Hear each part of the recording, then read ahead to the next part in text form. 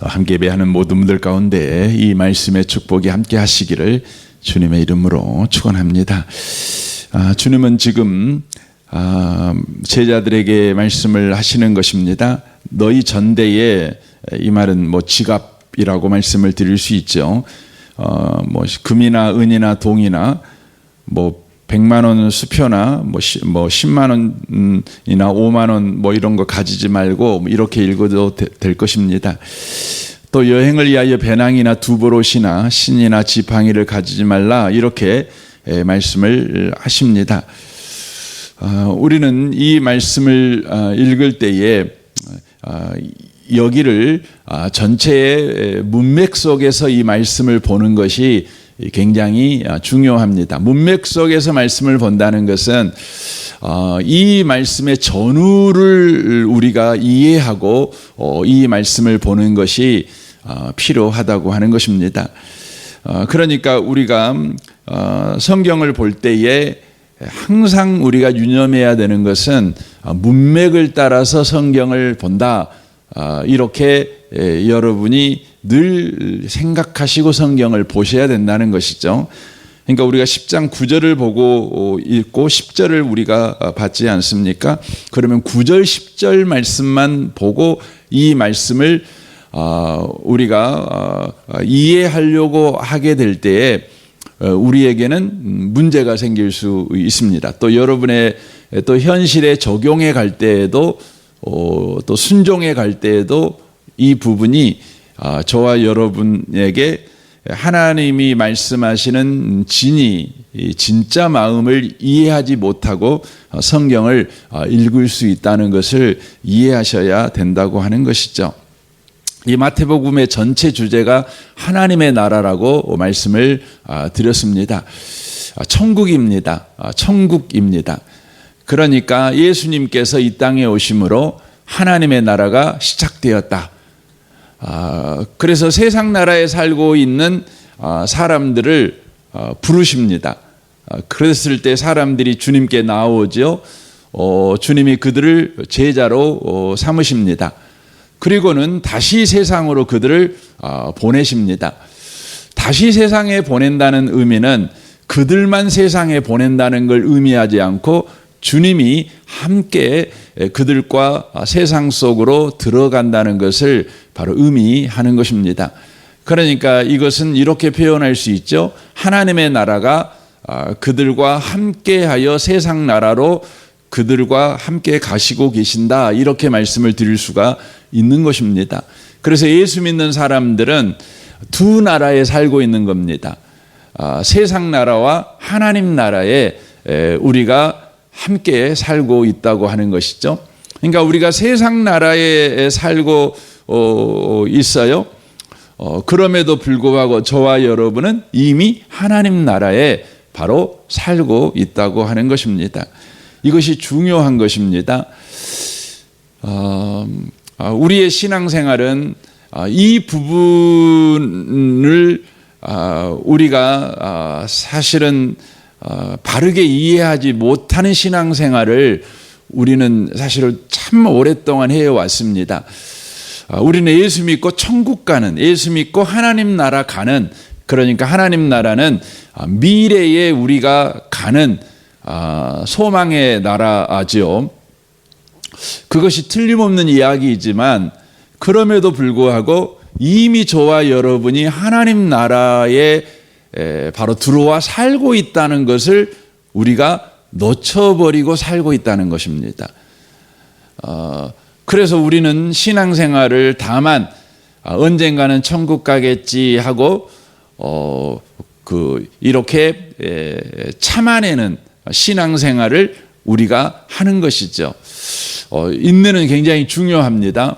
그럼에도 불구하고 하나님의 나라가 죽은 이후에 가는 나라라고 우리가 생각을 해버리게 되었다는 것이죠. 그래서 현재 우리에게 주어지는 삶의 환경 속에서 하나님 나라를 바로 경험하고 누리는 일에 우리가 소홀해가는 신앙생활을 할 수가 있다고 하는 것입니다.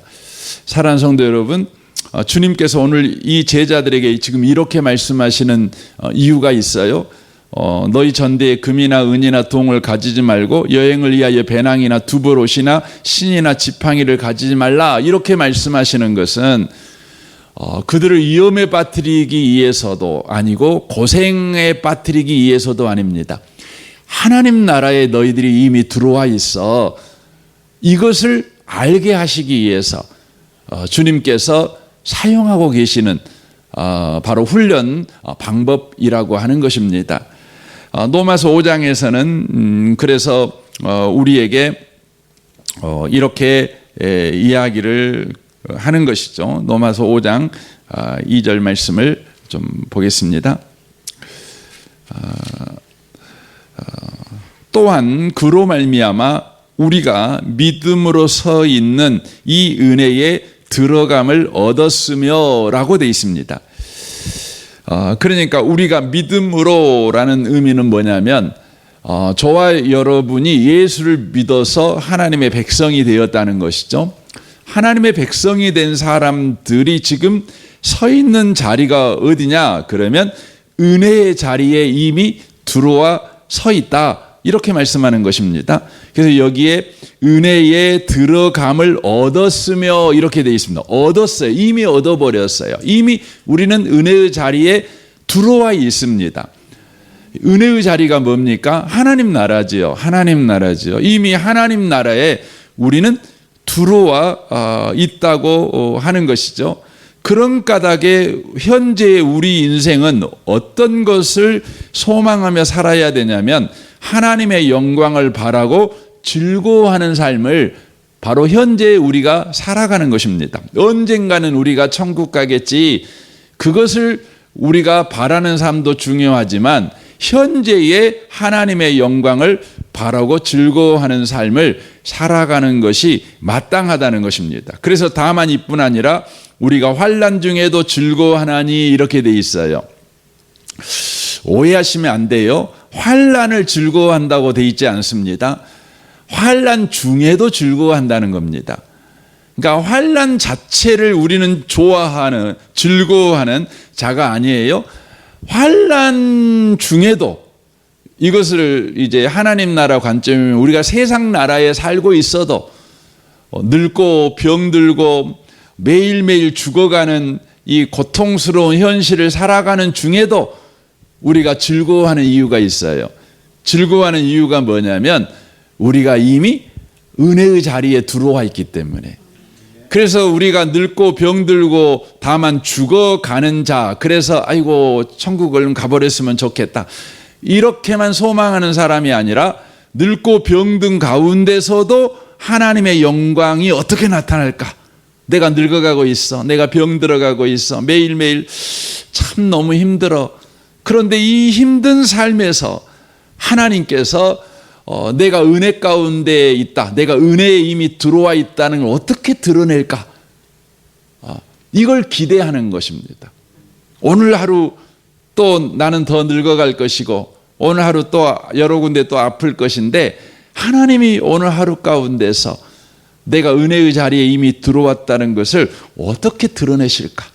그래서 나로 하여금 하나님께 영광, 하나님이 이 영광 받으십시오, 이렇게 나로 하여금 찬송하게 만들까? 나로 하여금 감사하게 만들까? 나로 하여금 또 내일을 또 기대하죠. 또 내일은 더 한 살 더 먹고 더 늙어가는 거 아닙니까? 여러분 젊었을 때나 나이 들어가는 것 기대하잖아요. 근데 나이 들어갖고 나이 먹는 건 기대하지 않잖아요. 근데 우리는 예수 믿는 사람은 나이를 먹는 게 더 기대가 되는 겁니다. 기대가 되는 겁니다. 제가 목사가 참 이제 담임 목회를 제가 39에 했거든요. 그러니까 성도님들이 이제 나이 드신 분들이 많이 계시니까 항상 어린 이제 목사, 그래서 심지어 기도할 때에도 그 어린 목사님 이렇게 기도하시는 분도 계셔요. 그러니까 얼른 나이 먹고 싶더라고요. 나이를 얼른 손살같이.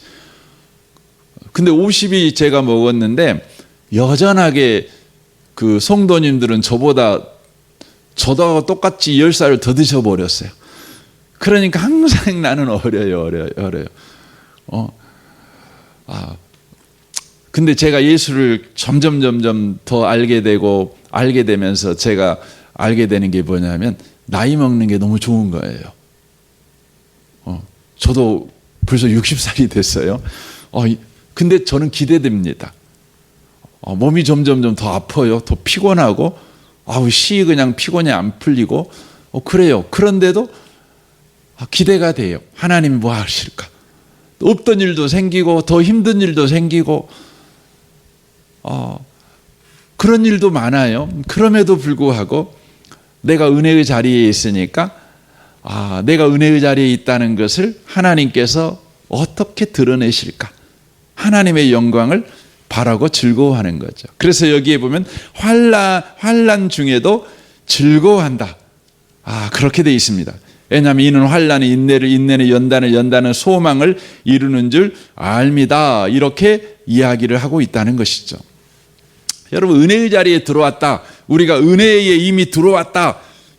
이 말이 하나님 나라에 이미 들어왔다는 거 아닙니까? 그러니까 하나님 나라에 들어왔다. 은혜의 자리에 이미 들어왔다. 이것을 이 로마서 8장, 여러분 성경 5장을 봤으니까 8장을 보시면 35절 말씀 한번 봐보십시오. 35절, 8장 35절. 35절을 보시면 누가 우리를 그리스도의 사랑에서 끊으리요? 그렇게 돼 있어요. 그리고 39절을 보십시오. 가장 뒤에 우리 주 예수 그리스도 안에 있는 하나님의 사랑에서 끊을 수 없으리라 라고 돼 있어요. 그러니까 35절과 39절 말씀, 이 부분은 이제 그 유대인들의 글쓰기 습관을 이해하셔야 돼요. 유대인들의 글쓰기 습관은 강조를 하려고 뭘 하냐면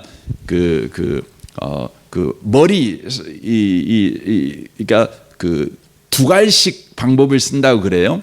그러니까 머리와 꼬리를 가장 중요한 것을 배치를 해요. 그리고 가운데에다가 우리의 현실을 배치를 해요. 그러니까 지금 35절과 39절을 보시면 앞뒤로 뭐가 딱 호위하고 있어요? 그리스도의 사랑과 하나님의 사랑이 앞뒤로 딱 호위하고 있는 거예요. 호위하고 있는 거죠. 그리고 그 안에 뭐가 있죠?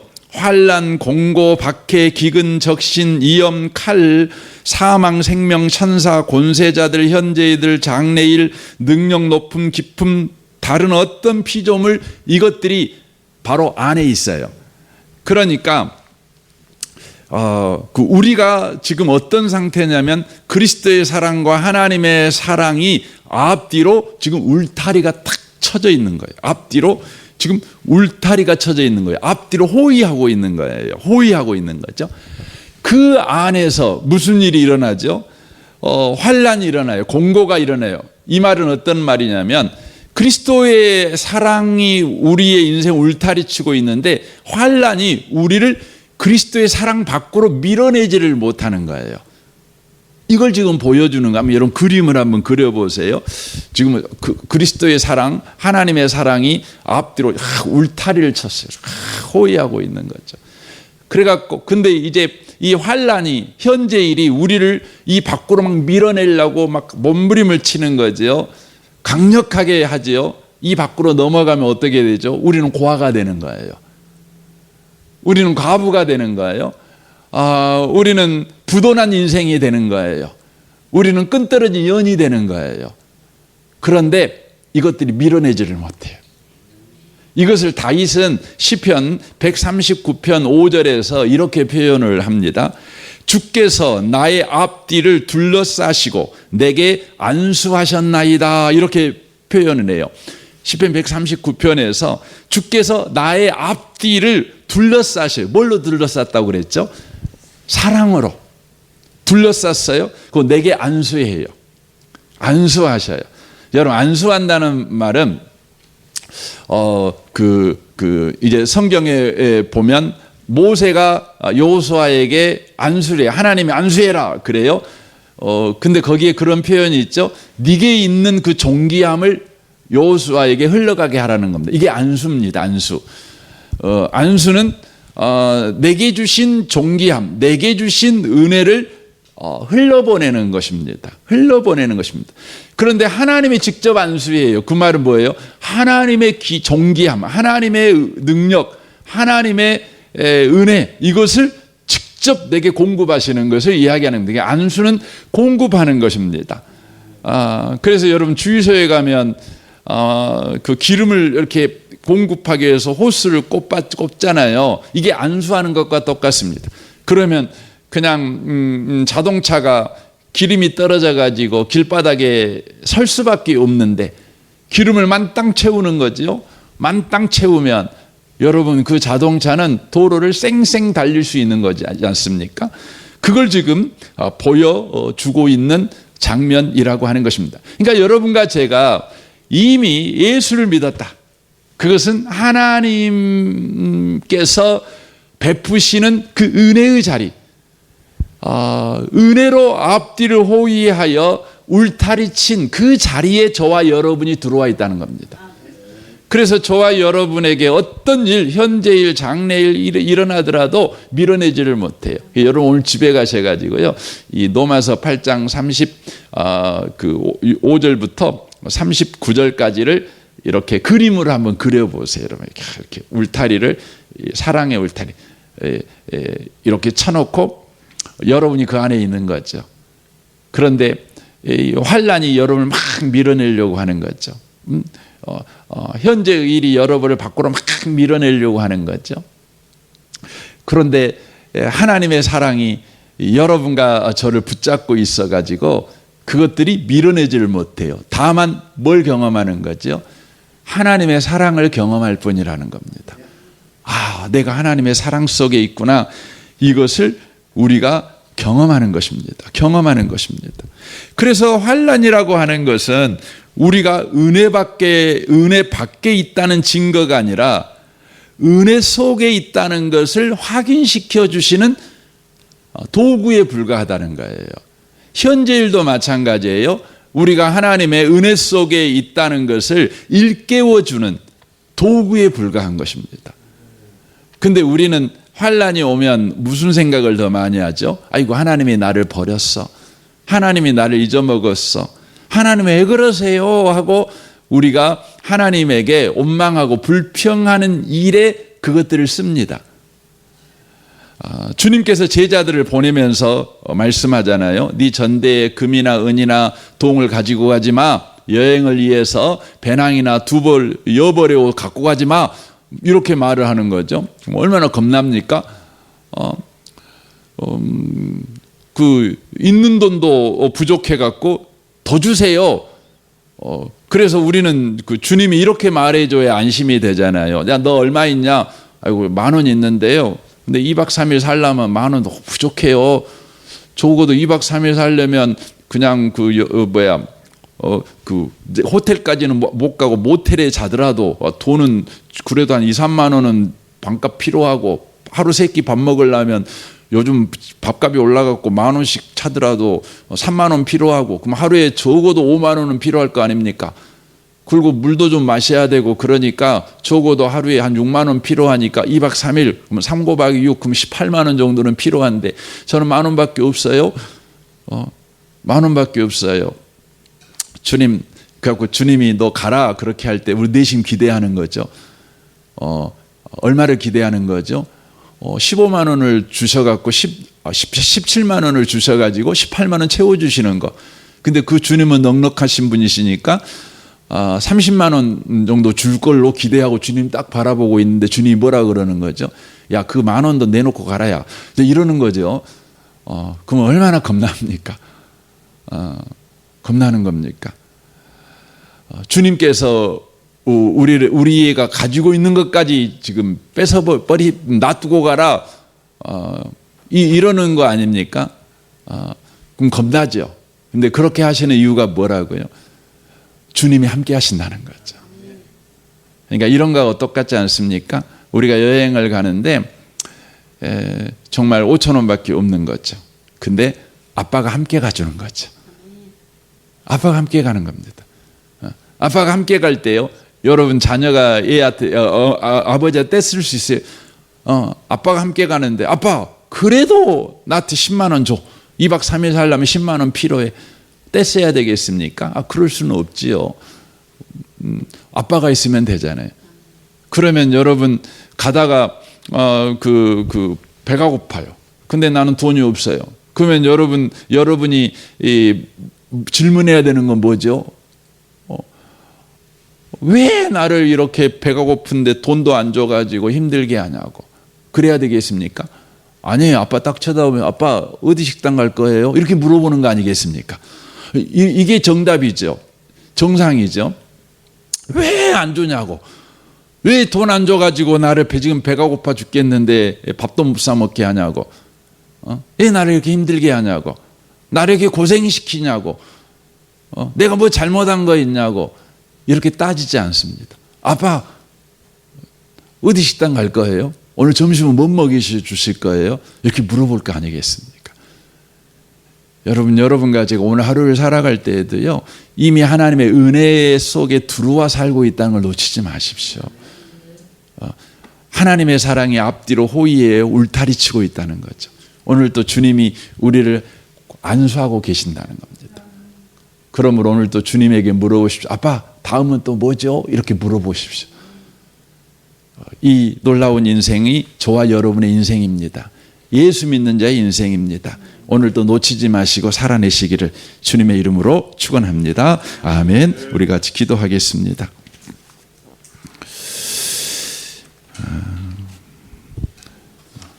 오늘 말씀을 생각하면서 이 아침에 기도하시면 좋겠습니다. 우리는 이미 하나님의 은혜 속에 들어와 있습니다. 하나님 나라에 이미 들어와 살고 있습니다. 환난이 우리를 하나님의 사랑 밖으로 밀어내지 못할 것입니다. 현재의 일이 우리를 하나님의 사랑 밖으로 밀어내지 못할 것입니다. 다만 우리가 하나님의 사랑 속에 있다는 걸 확인하는 기회로 우리에게 환난이 작동할 것입니다. 그렇게 우리는 환난을 써야 합니다.